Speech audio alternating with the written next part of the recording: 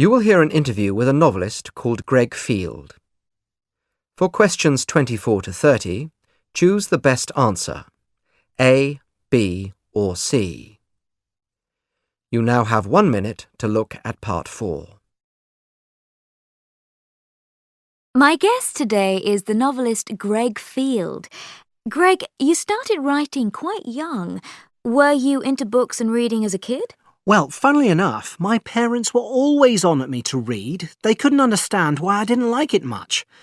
But if we went to a library, it was all serious and silent and slow and not lively at all.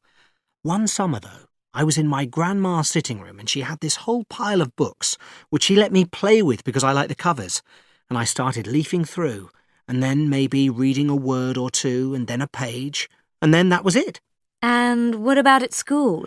Well, in fact, school added another dimension.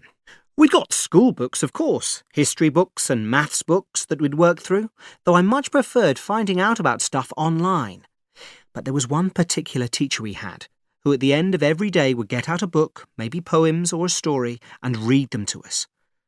It was like music, like a film, these great pictures his voice summoned up in my mind. And that's when I knew I had to be a writer, so I could make that happen too. So, how did it feel when you eventually achieved that? Well, I was so scared when I was writing my first novel. Scared that nobody would read it, that I'd never finish it, or I'd lose it, or that the publisher would change her mind, etc., etc. I can't tell you what a relief it was to see it on the shelves in a bookshop. Then the next one was, by comparison, a bit of a disappointment. The reviews were pretty bad and it never sold as well. But these days I just have this nice, calm feeling about the whole business. Tell us about where and how you write. I write in a small room at the top of my house. There's no sound, no music, no traffic, and that's what I need to get a sense that my words are filling something. I've tried writing in other rooms in the house, but I find it harder to settle down to work. I don't use a computer, just a pen, any kind of pen. I don't have a special one anymore. Losing it was too traumatic. And I do look out of the window a lot, and I drink cup after cup of tea. And yes, it's a special cup. So, tell us about your next novel. Next is a book for teenagers. At least, I hope they'll like it. I never tried writing one before. It's set about 100 years ago, and it's about school-aged children in the country who are sent off from their farms to work in a factory at a young age, and the hard times they have.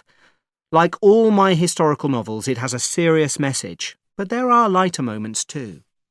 Any advice for budding young writers out there, Greg? Well, if it's your first book, does that mean first person? People often write their first book about themselves and from the I perspective. Of course, you're likely to write best about what you know, to be most convincing. But bear in mind that if you do that, there might be a lot of stuff you can't include. And your readers may want to know about other things that you don't see. Anything to avoid? Well, it's very dull if you set everything in the same place, of course, or always have them wearing the same clothes. Their choice of clothes can tell you about a character's personality. And an important aspect of writing fiction is the use of symbols, for example, the weather representing how people are feeling. But resist the urge to spell everything out. The sky was grey, fine. Not the sky was grey and John felt as grey inside as the sky was, etc. That sounds like good advice.